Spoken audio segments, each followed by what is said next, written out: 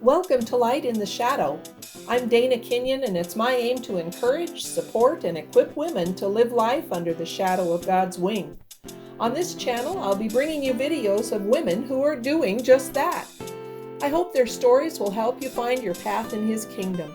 Under His shadow is where we can walk in His protection, receive His provision, and rest in His care. Together, we will be light under the shadow of His wing.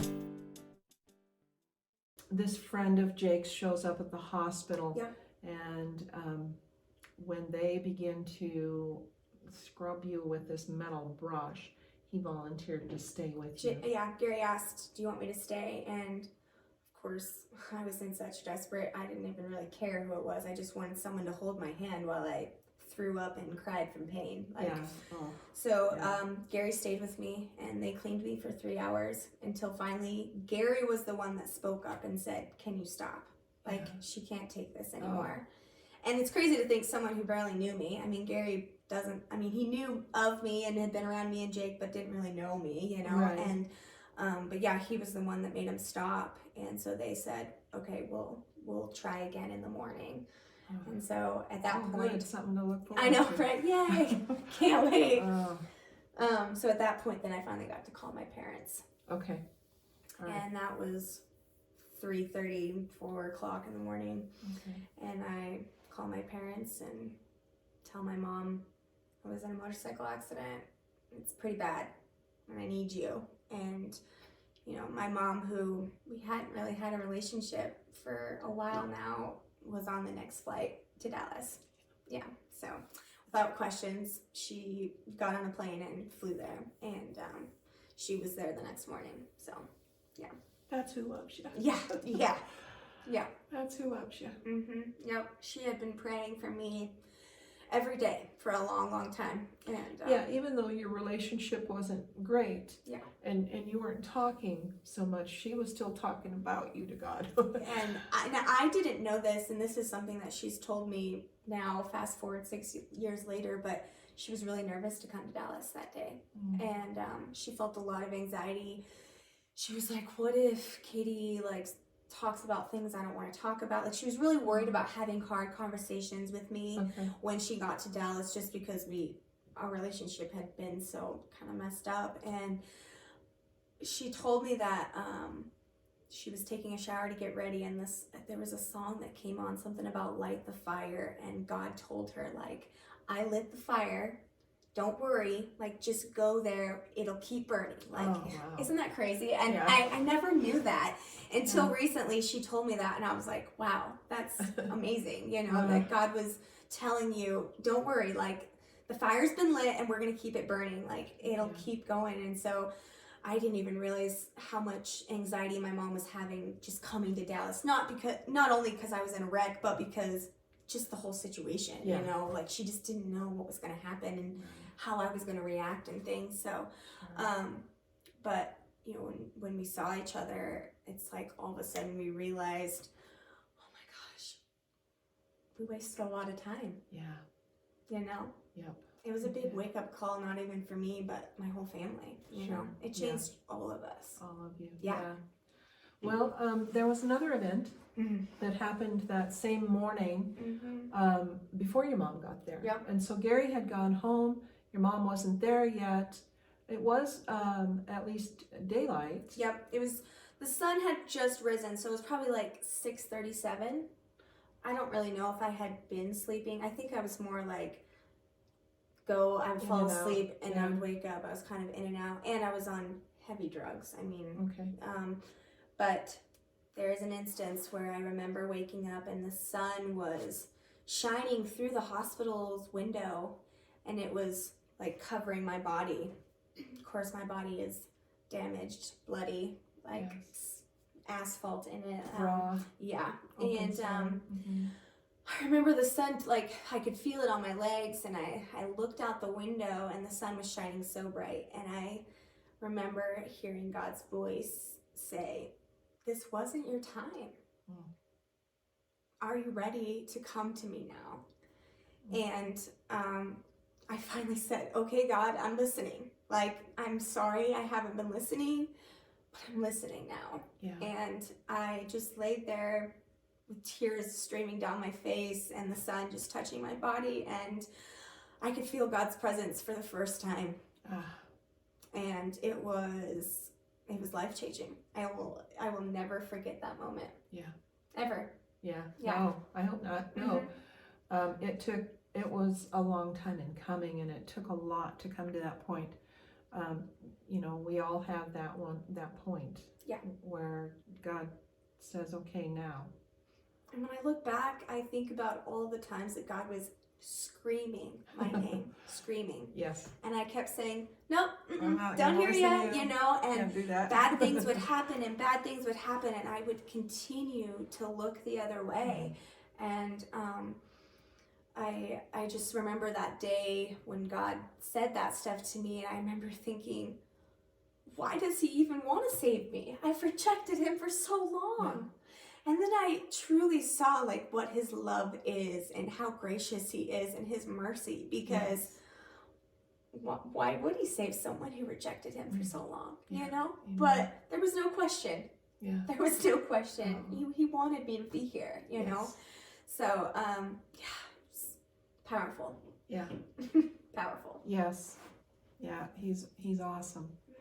He is awesome. So now you're on a new track. Yeah. You're on a new track. And so you called mom 3:30 in the morning, whatever it was, and she like busted it to the airport and got on a flight right away. And she was there that morning? She was there about 10 or 11. Oh my goodness. Like, I don't even know how she managed to like get a flight that quick, and I don't even know. I think she flew out of Rapid City. I was like, I think I remember, but literally got up that morning. Well, it's a 2-hour drive to Rapid City. And she took and it's a direct flight from Rapid City to DFW. Like, she just, I mean, but yeah, she was literally there before noon that day. Oh my goodness. Yeah. That's a mom. Yeah. That's a mom. Yeah. Loves her girl. Loves her girl. And there she was. Yep. You spent 2 weeks in the hospital. Yep. And she slept in a chair. Yeah. Beside your bed. Yep. For 2 weeks. Yep. Never complained. Never said a thing. And it wasn't until I got out of the hospital and I slept in a normal bed, and my mom made a comment like, oh, it's really nice to lay down. And I was like, oh my gosh, I hadn't even thought that you had been sitting in a chair for 2 weeks and she hadn't said a thing. And yeah, like I remember just crying, and I grabbed her and I just, thank you so much. And you know, my mom was so strong. I was in such a weak spot, and she was so strong for me the whole time, and I'm so thankful for that. And you know, my dad wasn't able to come to Dallas, and so my mom had to do this by herself. And she's told me like it was hard to do this by myself and like see you the way you were. And I mean, I didn't even look like myself. Well, to walk into a hospital room and find your daughter with 85% of your body, of the skin on your body gone. Yeah. You know, that would be traumatic.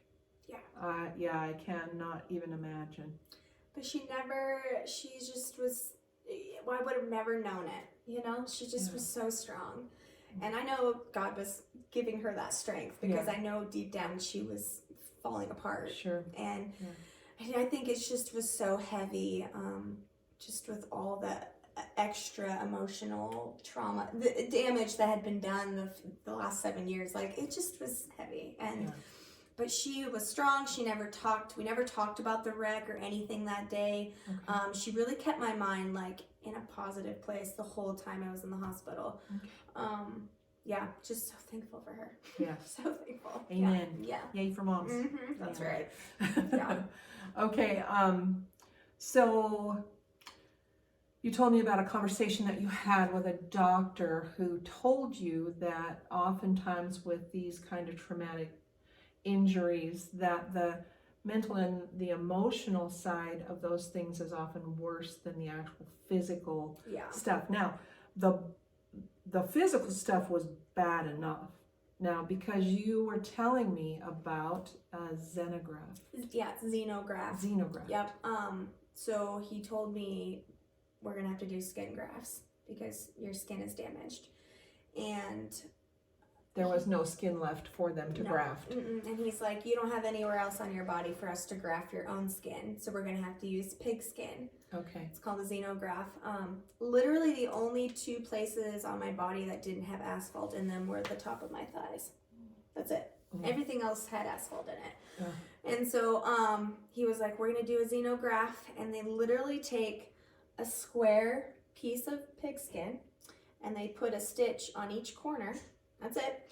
And then your skin grows up over top of the pig skin. It's amazing. Like, wow. Science is unbelievable. Yeah. Like, I like it. Crazy. So yeah, I had 5 skin grafts done. Okay. Where they used pig skin. And of course, when I look back, the doctors told me, like, you'll be amazed about how good this will look later on. But during that, I was like, you can't tell me. No. I really felt like I would never get Katie back because I had been so damaged. All right, so let's talk about that, because you talked about early on in your life getting all this attention for your looks and being so focused on how you were dressed and what you looked like, and even manipulating people by using your looks and that kind of stuff. And so you're dealing now with pig skin on your body that could not have, there probably couldn't have been a worse thing, in my thinking, than to have pig skin attached now to your body. The feeling of unworthy is something that I thought of a lot, and I just thought I lost everything that I had. I really felt like everything that I had was gone. You're right, and so your skin was gone. Your boyfriend is gone.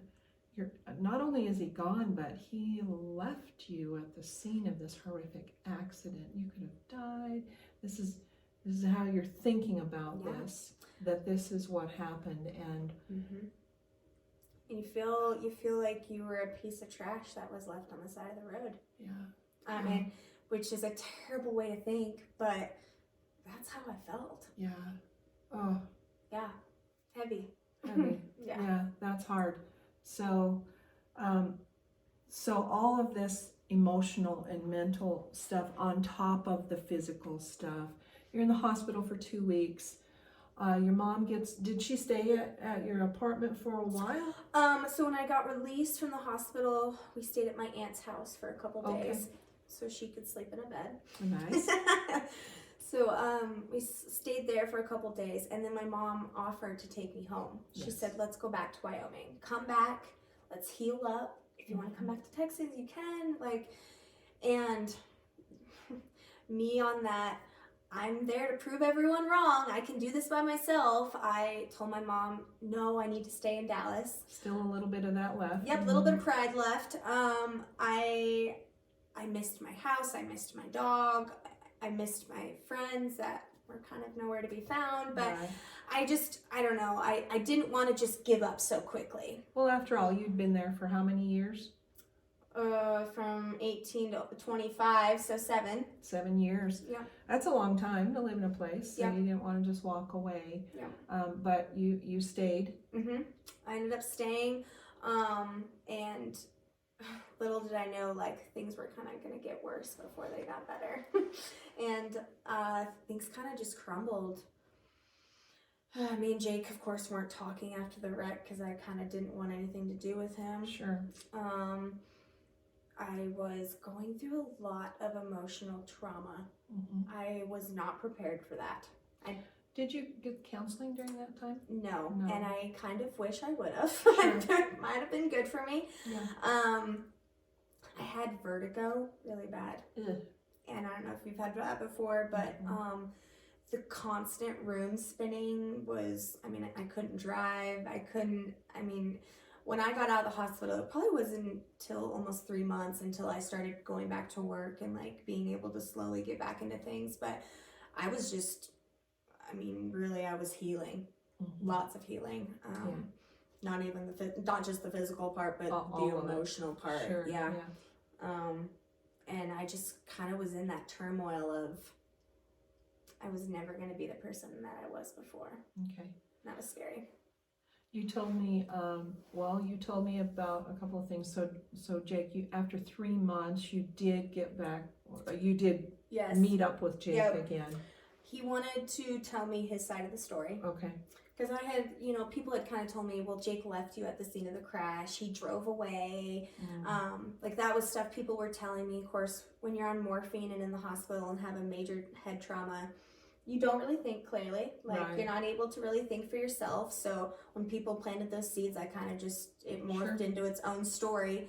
But I lived that story for 3 months. Absolutely. Thinking that Jake left me, all that. So when we finally reunited again, Jake told me his side of the story of that night, what he remembered.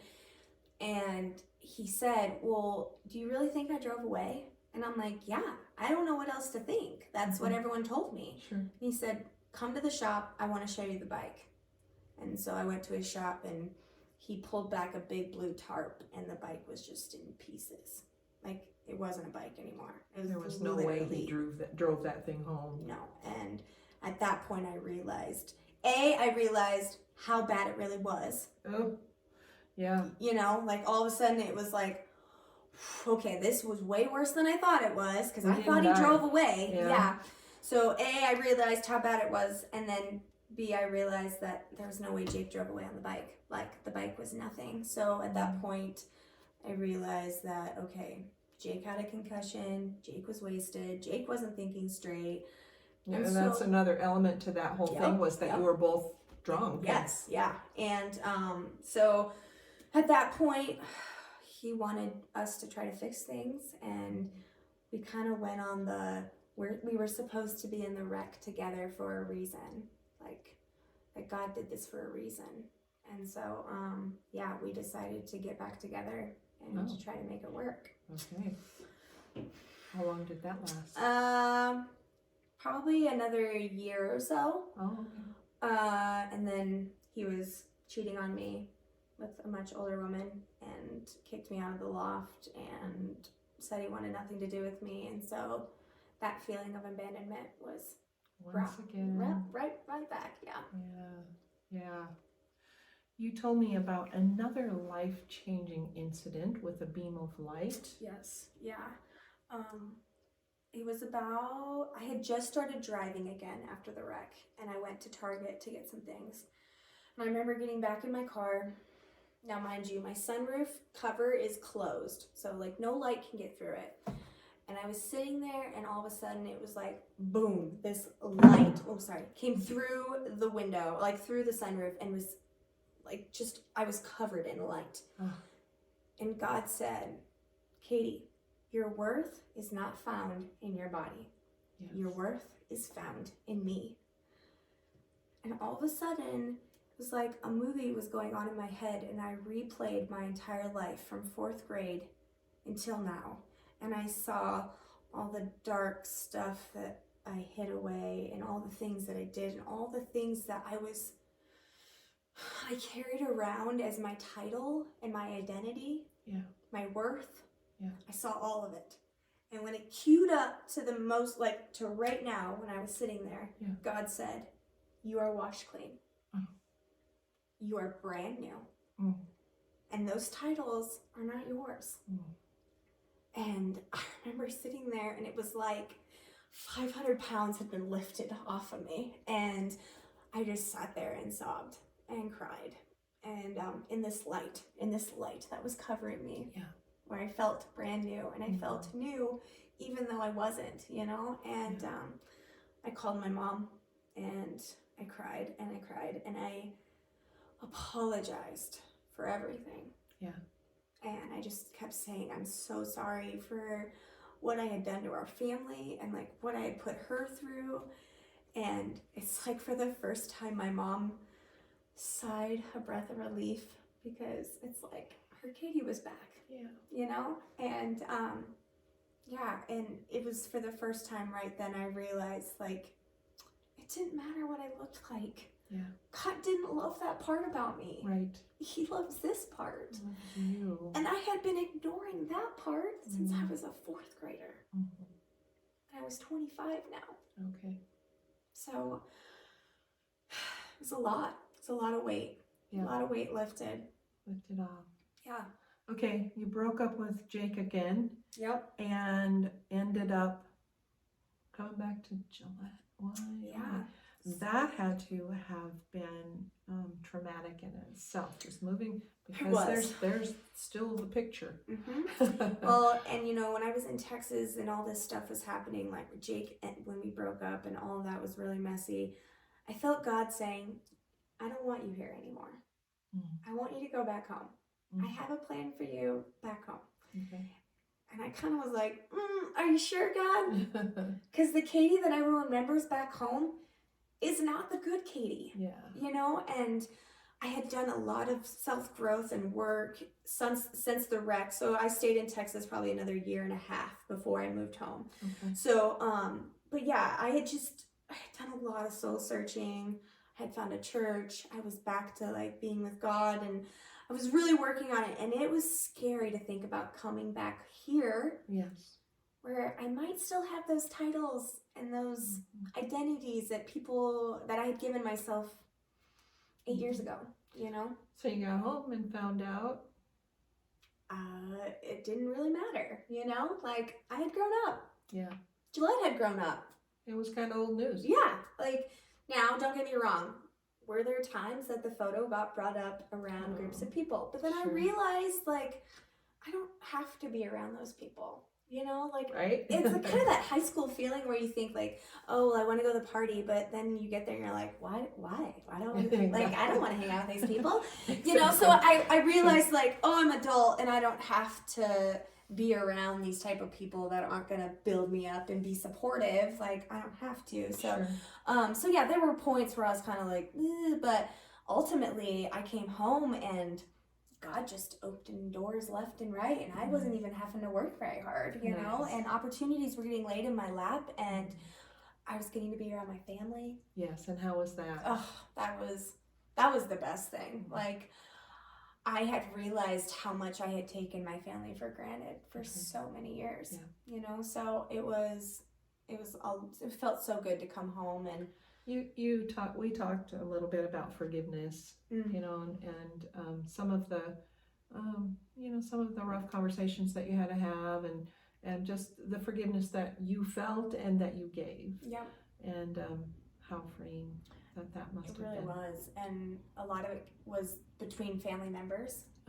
A big one, I would say, was me and my mom. Yes. Where we kind of had, I want to say, kind of a surface level. Like, we didn't want to talk about the hard stuff. Okay. It's uncomfortable. And it was like, after the wreck, it was like, okay, no more. Like, we're going to talk about the uncomfortable stuff because life's too short and we need to be on a good page, you know?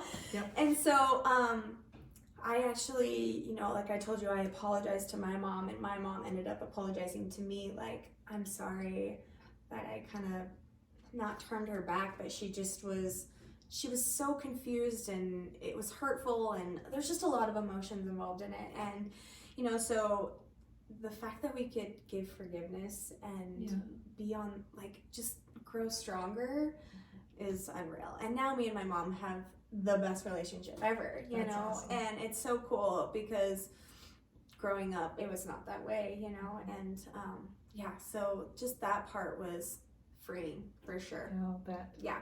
I'll bet. Okay, you've been home how long now from Texas? So in November will be 5 years already. Okay, been a little bit. Yep, been a little bit. Yeah, you are. February. Yeah. February. The picture raised its ugly head again. Yeah.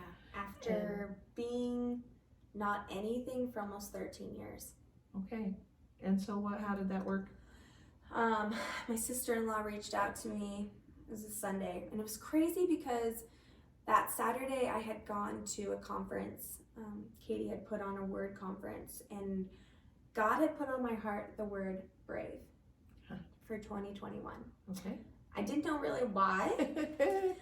Little did I know, he had lots of things planned, but he put the word brave on my heart. And I remember that day we were going around our table kind of talking about what our word was. And I told the people at my table, God put the word brave on my heart because I think he wants me to tell my story. Yeah. And I go, I'm kind of scared because my story's pretty dark, it's pretty sad, but I think he has a reason for it. And I didn't really know why, but I told the table, I feel like the devil's trying to make me be quiet though. Oh, absolutely. Yep. And I felt like the more I talked about wanting to say my story, the more other things kind of raised up that made me be anxious about talking about it. And literally it was the devil trying to shut me up. I know it was. Okay, so what happened?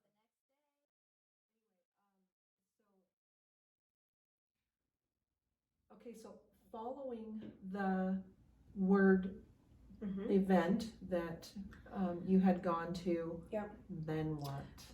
My sister-in-law reached out to me and said that a friend had showed her a link, and it was just pages and pages of pictures of girls, and my picture was on there. Okay. When I saw this photo, it literally took me back to how I felt when I was a senior in high school. And I hadn't felt that way in 13 years. Right. And that feeling was heavy. I kind of spiraled. That day was rough because the thought of other people, I was immersed in the community. I'm coaching children at the high school. I'm doing all this stuff. And the thought of people in my life now seeing that photo was awful. Yeah. Terrifying. Yeah. Traumatizing. It meant different things now than it did back then. Yes. Because a part of me is like, why? I had grown so much and I'm not that person anymore. Yeah. Why can't that picture just go away? Like, I want it to just disappear. And I was really angry because it didn't seem fair. Right. I kept saying, God, why is this happening? Why is this coming back? I've been abiding, I've been listening, like, why can't this picture just go away? And a part of me felt like the devil's like, great, now I got her exactly where I want her, Yeah. So I didn't really know how to move forward. I got really scared about being back in public again. There was a lot of anxiety, and I had a lot of people pour into me and say, like, Katie, you're not that person anymore. Like, that isn't you. And it's like, even though people said that picture is still me. Yeah. That's still me. Shoot. And the sad thing is when I look at that photo, I look at a person I don't even recognize. Yeah. Such a sad, lonely, lost little girl. And you've grown so much since then, and you're not that anymore. Yeah. So your sister-in-law brings this to your attention. You kind of spiraled for a while. But then something else happened. You had talked about maybe telling your story. Yeah. So Katie had reached out to me. Katie Goldenbach. Yep. She had reached out to me. So February the photo happened. She had reached out in August. So many months before that. And she had just said, I have a question. Would you ever tell your story to a group of people? Okay. And I was kind of like, yeah, sure. Like, I don't really know. And I had told her that my mom, like, when all this happened and, I found God and all this stuff, she told me, this was 4 years ago, she goes, I think one day you're going to be on the stage telling your story. Your mom said that? Yes. Oh, wow. Yeah. And I told her she was crazy. I was like, I don't think so. She goes, I just see you standing on the stage and telling your story and changing people's lives. Okay. So I always have kind of had that in the back of my head. So then when Katie brought this up, I was like, I don't know, maybe I'd be okay to do it. So then fast forward to February, this picture thing happens. I'm kind of in a downward spiral, freaking out. A couple weeks later, Katie reaches out and says, hey, this women's conference is coming to town. I'd love for you to apply to be a speaker. I want you to tell your story. She goes, but I need you to pray about it. You let me know if you feel like you can do this. And so I prayed about it. And the word brave has been in my heart. And I decided that I was going to tell my testimony. Yeah. So I stood on the stage May 1st.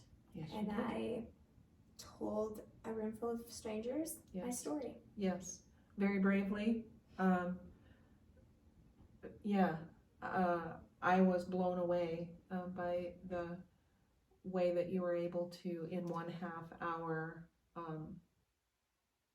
share what God has done in your life, from a 4th grade girl who was so obsessed with perfectionism and your looks and that kind of stuff to the person that He has made you today.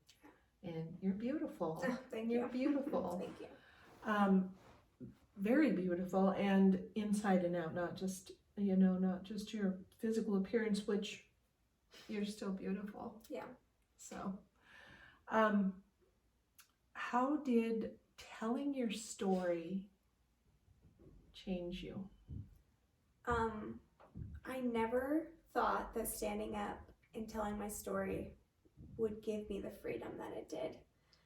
But standing up and saying all of this stuff out loud took away the power that it had over me. Oh my goodness.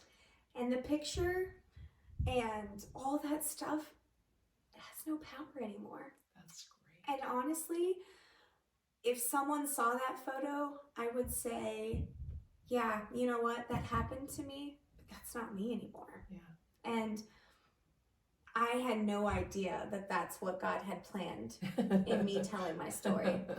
And it's funny because I tell Katie that, and Katie goes, oh, I knew that was going to happen. And I'm like, of course you did. But yeah, I had no idea the freedom that it was going to bring me, and how that next day on Sunday, I've never felt the peace.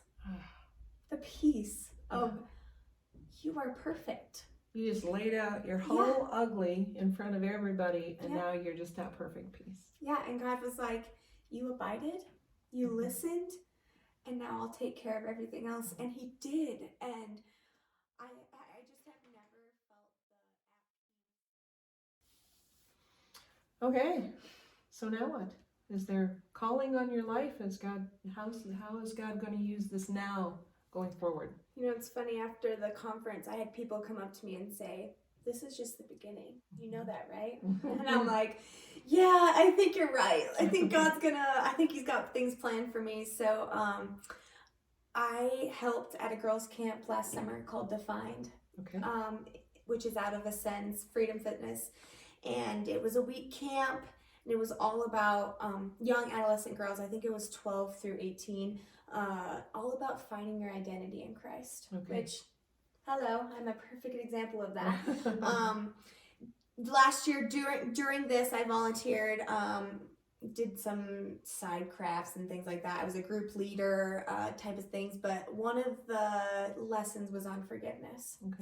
And they asked if I would help with teaching that lesson.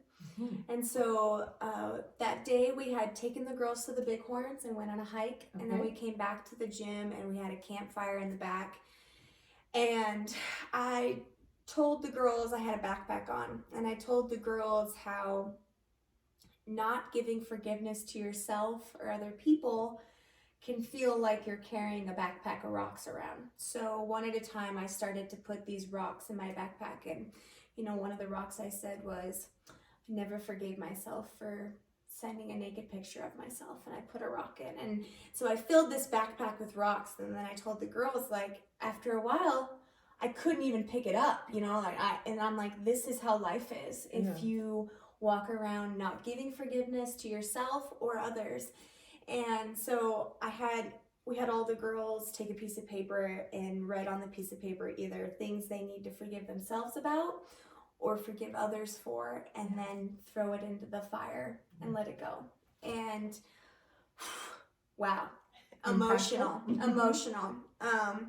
When you got 13, 14-year-old girls sobbing and crying and realizing that they've been holding on to this backpack of rocks, and then seeing the freedom that they were given from throwing it away and giving forgiveness.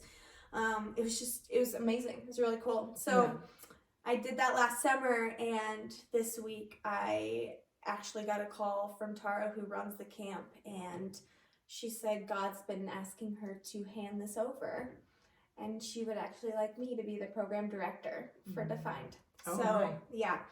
So she wants me to run the camp. It'll be my camp. Nice.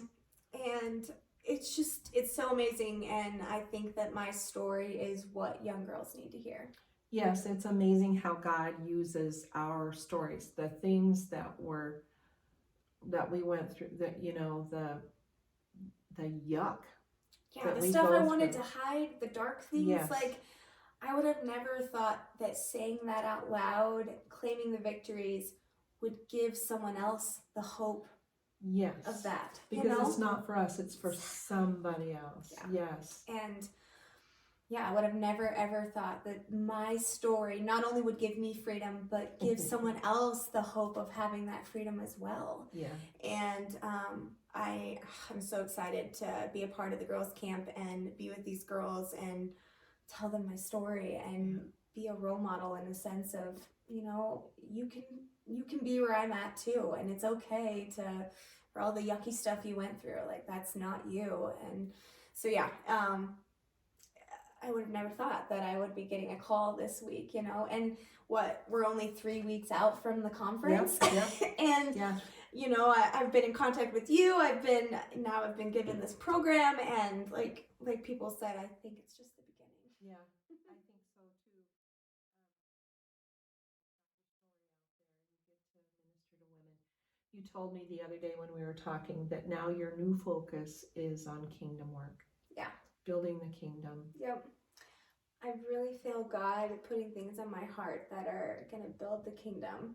And I know I'm really busy right now, and I have my hands on a lot of things, but I really feel Him pulling me towards the kingdom building stuff. Yeah. So are there other things that you're doing right now or planning to do in the future that will be kingdom building? I feel my photography is one of those. Okay. In the beginning, Glimpse of the Good Life. Little plug there. In the beginning, I was really set on making money. Like, I wanted it to be a business. And then the more that I've done it, I've realized that it's honestly a gift that God has given me. And I just want to share it. Nice. And it's not even about the money anymore. And the fact that I can give people something they can look and hold on to for the rest of their lives is amazing. And I love capturing moments that can be held forever. Yes. It's really cool. It really is an art, and it's something that in our society now, we have cell phones, we take pictures on our cell phones all the time. Yeah. But who has pictures? We don't usually have pictures anymore, just the little pictures. This is something that you can hang on your wall and look back through the years and see. So what a gift to give to people. Definitely. And you are an artist, so that's pretty cool. Yeah, I love it. I really do. And like I said, I think it's a gift that God has given me, and I just want to share it. Yeah. I just want to share it. So. Yeah. Well, Katie, we've been at it for a while now. Just a little bit.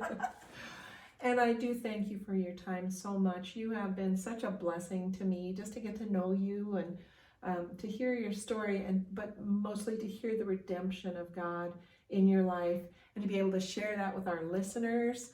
I appreciate that so much. Thank you so much for this. Thank you for giving me a place to share my story more to people. Like you said, that's the only way that we can really share God's grace and mercy is through people's testimonies. So Thank you for giving me another opportunity to share that with people. So absolutely. Thank you. And again, just the beginning for you. Right. So I can't wait to see what He's got planned. Exciting. Yes. Thank you. Thanks for watching today's episode of Light in the Shadow. Be sure to subscribe to this channel so that you can watch future videos. God bless.